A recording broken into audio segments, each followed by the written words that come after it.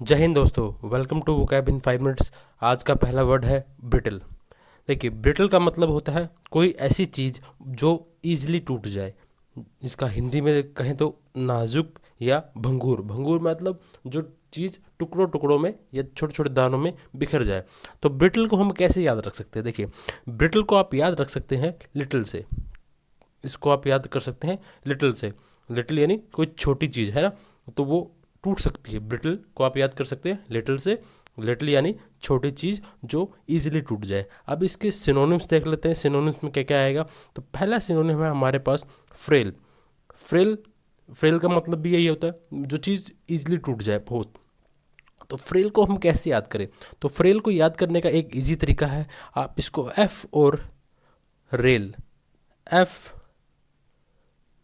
और रेल में इसको कन्वर्ट कर ले। तो एफ और रेल, तो रेल तो बहुत स्ट्रॉन्ग होती है, लेकिन ये कौन सी रेल है? ये एफ वाली रेल है जो इजीली टूट जाती है। ये फ्रेजाइल। फ्रेजाइल आपने देखा होगा, जो भी आप कोई चीज़ मान लीजिए कोई पोस्ट करते हैं या आप अमेज़न से मंगाते हैं, देखा होगा अगर वो कोई नाजुक चीज़ रहेगी, जैसे टीवी होगा, कैमरा होगा या कांच की कोई चीज़ होगी, तो उस पर लिखा रहता है फ्रेजाइल, है ना। तो ये फ्रेजाइल वो चीज़ रहती है जो इजीली टूटने वाली होती है, तो उस पर हम लिख देते हैं फ्रेजाइल। डेलिकेट। डेलिकेट तो हमने बहुत बार सुना है, अगर आपने नहीं सुना हो तो फिर भी हम इसको याद कर सकते हैं। इसको हम दो भाग में बांट लेंगे, डेली और केट। तो जो दिल्ली की केट है, दिल्ली की जो बिल्ली है, वो बहुत नाजुक है, तो आप इसको ऐसे याद कर। ब्रेकेबल तो आप बहुत बार सुन चुके होंगे। अब इसके एंटोनिम्स देख लेते हैं। एंटोनिम्स, अगर कोई चीज़ बहुत ईजिली टूटने वाली है तो उसका अपोजिट क्या होगा एंटोनिम्स में? टफ, है ना। वो बहुत स्ट्रॉन्ग है, कठोर है, वो ईजिली टूटेगी नहीं। एंड्योरिंग, है ना, जिसका कोई एंड नहीं है। ऐसी चीज़ जिसका कोई एंड नहीं है, जो बहुत लंबे समय तक चलेगी। अनब्रेकेबल, यहाँ पे ब्रेकेबल था, यहाँ पे अनब्रेकेबल, स्ट्रॉन्ग। तो ये हो गया आज का हमारा पहला वर्ड। अब नेक्स्ट वर्ड देख लेते हैं, हमारे पास क्या है। नेक्स्ट वर्ड है हमारे पास अकॉर्ड। अब देखिए, अकॉर्ड का मतलब हो गया यहाँ पे औपचारिक समझौता या संधि, है ना। संधि को हम ट्रीटी भी कहते हैं। ट्रीटी जो कहते हैं, ट्रीटी। अब किसी या किन्हीं दो या दो से ज़्यादा देशों के बीच, दो पार्टीज के बीच अगर कोई समझौता हो गया, औपचारिक समझौता हो गया, तो उसको हम क्या कहेंगे? अकॉर्ड कहते हैं। दूसरा, अकॉर्ड का एक और मतलब होता है कि आपस में शांति बनाना ना, आपस में हार्मनी बनाना। तो इसका सिनोनिम्स देख लेते हैं। हमारे पास आ गया एग्रीमेंट। एग्रीमेंट हम देख चुके हैं कि औपचारिक समझौता या कोई समझौता हो रहा है दो से ज़्यादा या पार्टी के या कंट्री के बीच।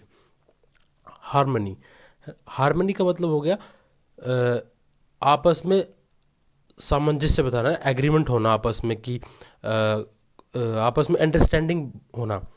अगर आप दोनों में आपस में अंडरस्टैंडिंग होगी, एक कंट्री के जो डिफरेंट पीपल है, रिलीजन है, अगर उनमें आपस में अंडरस्टैंडिंग होगी तो क्या होगी? उस कंट्री में क्या रहेगी? हार्मनी रहेगी, शांति रहेगी।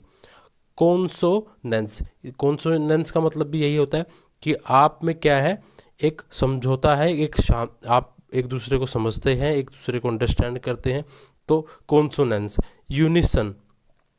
यूनिसन कहाँ से बना है? यूनिटी से बना है ना। आप इसको यूनिटी से याद करते हैं। यूनिट का मतलब होता है एक इकाई, है ना। तो यूनी प्लस सन, तो यूनी प्लस सन, उसका एक ही सन है ना। आप इसको ऐसे याद कर सकते हैं, इसको हम ऐसे याद कर सकते हैं। कॉन्सोनेंस को भी आप तोड़ सकते हैं, CON में, SON में और एंस में, है ना। तीन वर्ड कॉन्सोनेंस, आप इसको ऐसे भी तोड़ के याद कर सकते हैं। अगर आपको कोई वर्ड याद नहीं होता तो आप उसको तोड़ के कोई भी आप अपनी स्टोरी बना सकते हैं। अब इसके एंटोनिम्स देख लेते हैं। अगर किसी चीज़ में समझौता है, एग्रीमेंट है, तो उसमें क्या होगा? Opposite disagreement. डिनाइल, आप किसी चीज़ को नकार रहे हैं, आपस में समझौता नहीं कर रहे हैं ना। आप अगर उस पर किसी चीज़ को आपस में समझौता नहीं करें तो डिनाइल, मना करें कि मैं इसको नहीं करना चाहूँगा, तो डिनाइल, डिनाई करते हैं आप। कंट्रोवर्सी, अगर आप उसको डिनाई करते हैं तो आप में क्या होगी? कंट्रोवर्सी होगी, आप में हार्मनी नहीं है, आप एक दूसरे से झगड़ रहे हैं। हार्मनी क्या है? आप में भाईचारा है, प्यार है, एक दूसरे को समझते हैं। हार्मनी का अपोजिट क्या हो गया हमारा? कंट्रोवर्सी, आप लड़ रहे हैं एक दूसरे से, आप एक दूसरे को समझ नहीं रहे हैं। डिस्कॉर्ड, यहाँ पे हमारा अकॉर्ड था, ये अकॉर्ड का क्या है? अपोजिट है। अकॉर्ड का बिल्कुल अपोजिट है। अकॉर्ड को आप याद कर सकते हैं अकॉर्डिंग। अकॉर्डिंग से याद कर सकते हैं अकॉर्ड को। अकॉर्डिंग का मतलब होता है एक दूसरे के, मतलब किसी चीज़ के साथ साथ द्वारा, है ना।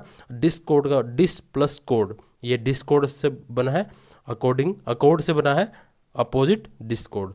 तो आज के हमारे ये वर्ड्स हो गए। अगर आप कुछ और जो हमारे पहले लेक्चर में इस पे बना चुका हूँ, 5 से 6 लेक्चर बना चुका हूँ वोकैब इन 5 मिनट्स पे, आप वो देख सकते हैं। आपकी वोकैब अच्छे से इम्प्रूव हो जाएगी। अगर आपने मेरा चैनल सब्सक्राइब नहीं किया तो चैनल सब्सक्राइब कीजिए। इस वीडियो